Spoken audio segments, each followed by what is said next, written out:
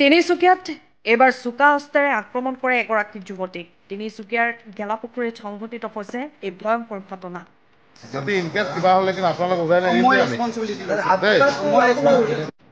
দুজন অচিনাকি দুৰ্বৃত্তই 20 বছৰীয়া যুৱতীগৰাকীক আক্ৰমণ কৰাত গুৰুতৰভাৱে আঘাতপ্ৰাপ্ত হয় যুৱতীগৰাকী। আহত যুৱতীগৰাকীক ততাতৈয়াকৈ লোকপ্ৰিয় গোপীনাথ বৰদলৈ অসামৰিক চিকিৎসালয়ত ভৰ্তি কৰোৱা হয় যদিও তিনিচুকীয়া চিকিৎসা মহাবিদ্যালয়লৈ প্ৰেৰণ কৰা হয়। আহত যুৱতীগৰাকী এটা প্ৰাইভেট কোম্পানীত কৰ্মৰত আছিল। ঘটনাক লৈ এতিয়া তীব্ৰ চাঞ্চল্যৰ সৃষ্টি হৈছে সমগ্ৰ তিনিচুকীয়াতে।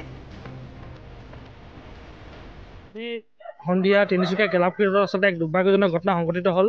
এটা মেডিচিন কোম্পানীত কৰ্মৰত এগৰাকী গড় উপাধিৰ যুৱতীক আচলতে সন্ধিয়া সময়ত কিছু দুৰ্বৃত্তই আচলতে আক্ৰমণ কৰাৰ ঘটনা ইতিমধ্যে আমি জানিব পাৰিছোঁ। আৰু এই ঘটনাক বীৰ আশীষ নাথ তিনিচুকীয়া জিলা সমিতিয়ে তীব্ৰ গৰিহণা দিছোঁ। ইতিমধ্যে যুৱতীগৰাকীক চিকিৎসাধীন কৰা হৈছে তিনিচুকীয়া মেডিকেল কলেজত। আৰু যুৱতীগৰাকী আশু কামনা কৰিছোঁ। আৰু ঘটনাত যিহেতু দৈনন্দিন আচলতে আমি দেখিবলৈ পাইছোঁ তিনিচুকীয়া আচলতে যুৱতী মহিলাসকলৰ ওপৰত যিদৰে আক্ৰমণৰ ঘটনা সংঘটিত হৈছে, নিৰ্যাতনৰ ঘটনা সংঘটিত হৈ আছে। গতিকে এই ঘটনাক আচলতে আমি তীব্ৰ উদ্বিগ্নতা প্ৰকাশ কৰাৰ লগতে আচলতে এই ঘটনাসমূহৰ যাতে নিৰ্মূল কৰিব পাৰে তাৰ বাবে জিলা প্ৰশাসনক আমি দাবী উত্থাপন কৰিছোঁ। লগতে আজি যি ঘটনা সংঘটিত হ'ল এই ঘটনাৰ উচিত তদন্ত কৰি দোষীক উপযুক্ত শাস্তি দিবলৈ বীৰ আশীষ নাথৰ তৰফৰ পৰা তীব্ৰভাৱে দাবী জনাইছোঁ। তেওঁ আমাৰ অফিচতে কাম কৰে, চেলছত কৰে। কোম্পানীটো গ্ৰীণমেন আয়ুৰ্বেদিক হেলথ কোম্পানী। 12 মান্থমান হ'ল। ছোৱালীজনীটো ভাল। ঘটনাটো বিষয়টো কি ক'ম মই ছাৰ, বিশেষকৈ কি হৈছে তেওঁলোকে চেলছত কৰে, হয় কোনোবাই দুৰ্বৃত্তই এইটো তেওঁলোকৰতো কেছো থাকে বা তেনেকুৱা হাতৰ পৰা কাঢ়ি হয়তো ব্লেড চেলেট মাৰি সেইটোৰ কাৰণে বিশেষকৈ পইচাৰ কাৰণে তেওঁলোকক হয়তো কোনোবাই দুৰ্বৃত্তই মাৰি এইটো লুটি মানে নিবলৈ বিচাৰিলে, চেষ্টা কৰিলে, সেনেকুৱাই মোৰ মতে সন্দেহ হৈছে। এতিয়া জানিব পৰা মতে আপুনি কি জানিলে, ক'ত দুখ পাইছে আৰু কেইজন ব্যক্তি কিবা জানিব পাৰিছে? ছাৰ মই ইমানটোতো গম নাপাওঁ কিমান মানুহ আছিলে কি আছিলে। আৰু মই বিশেষকৈ ওচৰৰ মানুহখিনিতো অলৰেডি চিভিলত লৈ আহিলে, মই চিভিলতে লগ পালোঁ আছিলে। আঘাত বিশেষকৈ বেলেতে হাত ভূত মাৰিছে, অকণমান মাৰিছে, কপালতো অলপমান লাগিছে। আপোনালোকে অলপমান প্ৰত্যক্ষ কৰিলেই চাগে। ন্যায়টো ছাৰ এনেকুৱা যদি হৈ থাকে, আজি সেইজনী ছোৱালীৰ এনেকুৱা ঘটনা ঘটিছে, তো তেনেকুৱাতো বহুত মানুহ বা বহুত কোম্পানী তেনেকুৱা কাম বন কৰি থাকে।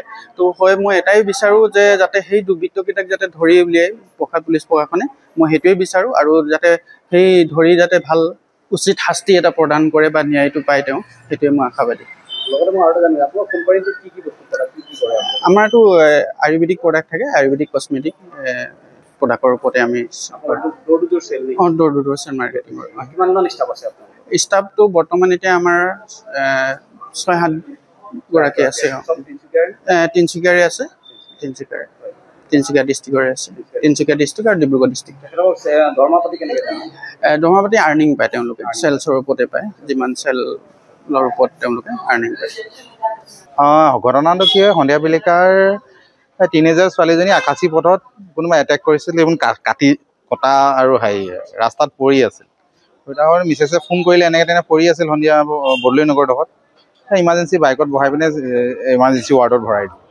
ক'ত কাম কৰে কিবা জানে নেকি? মই সেনেকৈ বিশেষ নাজানো ক'ত কাম কৰে কি নাই। আদিবাসী ছোৱালী হয়। তাৰপিছত কোনখন জেগাত দুখ পাইছে? মই সিমান চোৱা নাই, ডক্টৰৰ মতে হাত আৰু বুকুত অলপ ঘাইল হৈছে। নাম চাম জানে নেকি আপুনি? নামটো সেনেকৈ নাজানো। আপুনি মুঠতে মানে কি দেখা পাই পিনে? মই দেখা পাই লৈ গৈছোঁ মানৱতা খাতিৰ। মই ভাবিলোঁ যে ফাৰ্ষ্ট এইডটো দিয়াটো বহুত নিশ্চিত মানে জৰুৰী হয়, সেইকাৰণে মই ফাৰ্ষ্ট এইড দিবলৈ ইমাৰ্জেঞ্চি ৱাৰ্ডত ভৰাই দিলোঁ। আৰু তেওঁ ইমাৰ্জেঞ্চি ৱাৰ্ডতে আছে। প্ৰশাসনে সহযোগ কৰিছে? প্ৰশাসনে নিশ্চয় সহযোগ কৰিছে। 5 মিনিটৰ ভিতৰত পুলিচ প্ৰশাসন সকলো উপস্থিত হৈ গ'ল। কি বুলি ভাবে তিনিচুকীয়া চহৰখনত এনেধৰণৰ ঘটনা সংঘটিত হৈ থকা দেখিবলৈ আপোনাৰ ফালৰ পৰা প্ৰশাসনে কেনেধৰণৰ ব্যৱস্থা গ্ৰহণ কৰিব? নিশ্চিতভাৱে প্ৰশাসনে এই ব্যৱস্থাটো ল'ব আৰু আমাৰ ল' এণ্ড অৰ্ডাৰবোৰ অলপ টাইট কৰিব লাগে, যে মহিলাৰ সুरक्षित হয়। आज TMC मेडिकल कॉलेज तिनसुकिया में आई उपस्थित। इस समय हमने जेरकम खबर पाली जे हमने के एक बहिन पार्वती गौड़ हेबेदा गाँव के ओके ओकर कर्मरत जगह से वो घुरावत रहे। ऊपर में रास्ता में चलते हुए वो घर आवे समय में ओके दुष्कृतिकारी ओके ब्लेड से आघात प्राप्त करके ओके सेंसलेस कर देना और ओकर ले आज मेडिकल के सम्मुखीन हो है। तो हमने आज तिनसुकिया जिला प्रशासन से दावी खुद करीला कि ओके जल्दी से जल्दी ओकर दुष्कृतिमानकारी मान के जे मान के आज आगत प्राप्त करके आज मेडिकल कर सम्मुखीन करलें ओके जल्दी से जल्दी धार के जेल के हाजतले भेजे कर कोशिश के बारे बारे जितना से हो जल्दी ओके माने हॉस्पिटल से भी ओके अच्छी तरह से ओके चिकित्सा आगे करे के लिए कोशिश करके ओके अच्छी तरह से और ठीक करके आने के व्यवस्था करे लगे लगे लगे जे दुष्कृतिकारी माना है ओके शास्ति देख लगे।